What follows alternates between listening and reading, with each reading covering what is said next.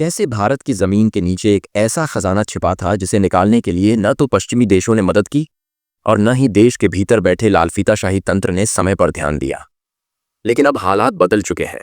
इस वक्त जब पूरी दुनिया की नज़र इजराइल और ईरान के बीच बढ़ते युद्ध पर है, जब क्रूड ऑयल के रास्ते धीरे धीरे बंद हो रहे हैं, जब रूस से भी भारत में कच्चा तेल पहुंचना मुश्किल होता जा रहा है, ठीक उसी वक्त एक ऐसी खबर आती है जो पूरी दिशा बदल देती है। और खबर यह है, भारत के अंडमान और निकोबार द्वीप में 2 लाख करोड़ लीटर से भी ज्यादा का क्रूड ऑयल रिजर्व खोजा गया है। सुनने में जितना बड़ा लगता है, असर में उससे कहीं ज्यादा बड़ा है। इसका मतलब यह है कि अगर ईरान आज हिंद महासागर का रास्ता बंद भी कर दे, तो भारत अब किसी के रहमो करम पर नहीं है। अब सोचिए, जिस देश को हर साल 150 अरब डॉलर सिर्फ बाहर से तेल मंगाने में खर्च करने पड़ते थे, वही देश अगर खुद के जरिए अपनी जरूरत पूरी करने लगे, तो ये देश सिर्फ आत्मनिर्भर ही नहीं होगा, बल्कि पूरी दुनिया की ऊर्जा राजनीति में एक खिलाड़ी बन जाएगा। लेकिन क्या आप जानते हैं कि अभी भी ये तेल जमीन के नीचे दबा पड़ा है? क्यों? क्योंकि हमारी सिस्टम की धीमी चाल और दशकों से चले आ रहे राजनीतिक निर्णयों की वजह से। इससे पहले कि हम और गहराई में जाएं, आपसे एक छोटी सी रिक्वेस्ट है। अगर आप चाहते हैं कि भारत आत्मनिर्भर बने, अगर आप चाहते हैं कि हम और ऐसी खबरें आपके सामने लाते रहें, तो इस वीडियो को लाइक करें और चैनल को सब्सक्राइब करना बिल्कुल न भूलें। यह आपके लिए बस 1 सेकंड का काम है, लेकिन हमारे लिए यह समर्थन बहुत बड़ा है। अब वापस मुद्दे पर आते हैं। हरदीप सिंह पुरी, जो भारत के पेट्रोलियम मंत्री हैं, से उन्होंने खुद इस बात का खुलासा किया है कि अंडमान में जो रिजर्व मिला है, उसका स्केल वही है जो गुयाना में एक्सॉन मोबिल ने खोजा था। वही गुयाना जो कभी दक्षिण अमेरिका का गुमनाम सा देश था, लेकिन जैसे ही उसे 11 अरब बैरल का ऑयल रिजर्व मिला, उसकी किस्मत बदल गई। आज वही गुयाना 6 लाख बैरल प्रतिदिन के हिसाब से क्रूड निकाल रहा है और 2030 तक उनकी क्षमता दोगुनी हो जाएगी। तो जरा सोचिए, अगर ऐसा कुछ भारत में होता है, जहां जरूरत भी ज्यादा है, टेक्नोलॉजी भी मौजूद है और निवेश करने वाले भी तैयार हैं, तो केवल आत्मनिर्भर ही रहेंगे? नहीं, हम एक्सपोर्टर बन सकते हैं। और यहीं से असली गुस्सा पैदा होता है, क्योंकि हमें इतने सालों तक सिर्फ आयात करने वाला देश बनाए रखा गया। भारत में जितने भी ऑयल फील्ड्स हैं, वो मिलकर रोजाना मुश्किल से 6 लाख बैरल क्रूड ऑयल निकाल पाते हैं, और हमारी जरूरत उससे कहीं ज्यादा। इसलिए 88% तेल हमें बाहर से लाना पड़ता है, यानी दूसरे देशों के पेट पर पलता है हमारा इंजन। और जब ईरान और इजराइल जैसे देशों के बीच युद्ध होता है, तो सबसे ज्यादा नुकसान हमें होता है।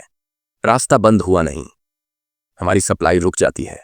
मगर अब जो कुछ अंडमान में मिला है, वो इस पूरे समीकरण को बदल सकता है। आप इस देश की तस्वीर को देखिए। अंडमान निकोबार के उस हिस्से में हाइड्रोकार्बन की पहले भी मौजूदगी पाई गई थी, लेकिन उसे कभी सीरियसली एक्सप्लोर ही नहीं किया गया। आंकड़े बताते हैं कि वहां का 2.25 लाख वर्ग किलोमीटर इलाका संभावित ऑयल रिजर्व से भरा पड़ा है, जिसमें से 18,000 वर्ग किलोमीटर शैलो वाटर है और 2.6 लाख वर्ग किलोमीटर डीप वाटर। और हैरानी की बात यह है कि इनमें से कई हिस्सों में संभावितता पहले से थी, लेकिन आज तक उन्हें डेवलप नहीं किया गया। अब आप सोचिए, किसने रोका हमें? जब तेल था, जब जरूरत थी, तब क्यों नहीं शुरू किया गया काम? जवाब साफ है, देश को आत्मनिर्भर बनाना किसी की प्राथमिकता नहीं थी। और अब जब अंडमान निकोबार से तेल निकलने की बात होती है, तो बड़े बड़े विदेशी ताकतों की पेशानी पर बल पड़ जाते हैं, क्योंकि अगर भारत अपनी जरूरत खुद पूरी करने लगेगा, तो उनके अरबों डॉलर के बिजनेस पर चोट पड़ेगी। अब हालात ये हैं कि जैसे ही हरदीप सिंह पुरी ने इस खोज का ऐलान किया, दुनिया भर की नजरें अंडमान पर टिक गई हैं। वहां की जमीन अब सिर्फ समुद्री इलाका नहीं रही, वो अब ऊर्जा शक्ति का केंद्र बनने जा रही है। मगर काम अभी भी अधूरा है। वहां तेल तो है, मगर निकालना शुरू नहीं हुआ। डेवलपमेंट की शुरुआत भर हुई है। इसका मतलब यह है कि अब हमें देर नहीं करनी चाहिए, नहीं तो वही बाहरी ताकतें हमें एक बार फिर रोकने की कोशिश करेंगी। जब अमेरिका के जेट मिडिल ईस्ट में घूम रहे हैं और पूरी दुनिया युद्ध की आग में जल रही है, तब भारत को एक चुपचाप लेकिन मजबूत तैयारी करनी चाहिए अंडमान से तेल निकालने की, ताकि आने वाले वक्त में चाहे कोई युद्ध हो या आपदा, भारत को किसी पर निर्भर न रहना पड़े। अब सवाल ये नहीं है कि क्या भारत आत्मनिर्भर बन सकता है, सवाल ये है कि हमें इतने सालों तक आत्मनिर्भर बनने से किसने रोका? कौन था जो चाहता था कि भारत सिर्फ खरीदार बना रहे, बेचने वाला कभी न बने? और अगर आज हम चुप बैठे रहे, तो यकीन मानिए ये मौका भी हमारे हाथ से निकल जाएगा। इसलिए वक्त है उठने का। आवाज उठाने का और ये कहने का कि अब भारत किसी का मोहताज नहीं रहेगा।